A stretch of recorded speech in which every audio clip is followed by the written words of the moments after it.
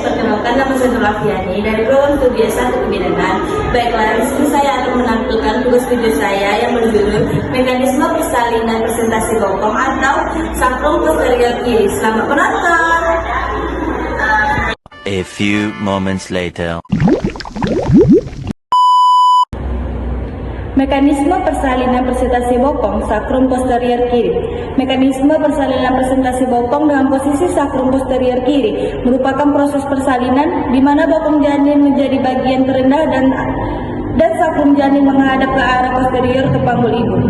Definisi posterior bokong. Presentasi bokong adalah keadaan di mana janin berada dalam letak memanjang, kepala berada di fundus uteri, dan bokong menjadi bagian terendah yang akan lahir terlebih dahulu. Posterior kiri, pada posisi sakrum posterior kiri, sakrum janin terletak di kuadran posterior kiri panggul ibu, sehingga arah panggul janin menghadap ke belakang dan kiri tubuh ibu. Sikap janin pada presentasi bokong umumnya berupa fleksi yang tidak sempurna, di mana kedua tungkai janin dapat dalam keadaan fleksi atau ekstensi, sementara kepala berada dalam posisi fleksi ringan di fundus uteri. Diameter janin yang memasuki pintu atas panggul pada persalinan bokong adalah diameter bitocradetica yang memungkinkan bokong masuk ke panggul ibu secara oblik. Mekanisme persalinan tahap 1. Masuknya bokong ke pintu atas panggul, bokong memasuki PAP secara baik, sakrum berada di posterior kiri, bokong ibu menyesuaikan dengan panggul ibu. Mekanisme persalinan tahap 2. Yang pertama itu penurunan depukta paksi dalam bokong. Bokong turun mengikuti jalan lahir, terjadi paksi dalam kurang lebih 45 derajat sampai 90 derajat.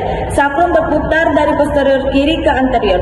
Mekanisme persalinan tahap 3. Lahirnya bokong. Trochanter anterior berada di bagian bawah simfisis pubis. Trochanter posterior melewati perineum, disertai ekstensi lateral badan janin. Mekanisme persalinan tahap 5. Lahirnya bahu. Bahu masuk PAP secara oblik, putar paksi dalam bahu. Bahu depan lahir di bawah simfisis, diikuti lahirnya kedua lengan. Mekanisme persalinan tahap 5. Lahirnya kepala terakhir. Kepala masuk PAP dengan fleksi maksimal, putar paksi dalam kepala, occiput menghadap anterior, kepala lahir dengan mekanisme fleksi, dapat dibantui manuver Moritz atau Snell. Kesimpulan, mekanisme persalinan presentasi bokong posisi sakrum posterior kiri berlangsung secara berurutan, mulai dari masuknya bokong hingga lahirnya kepala, dan sangat bergantung pada keberhasilan putar paksi dalam serta terjaganya fleksi kepala untuk menjamin keselamatan ibu dan bayi.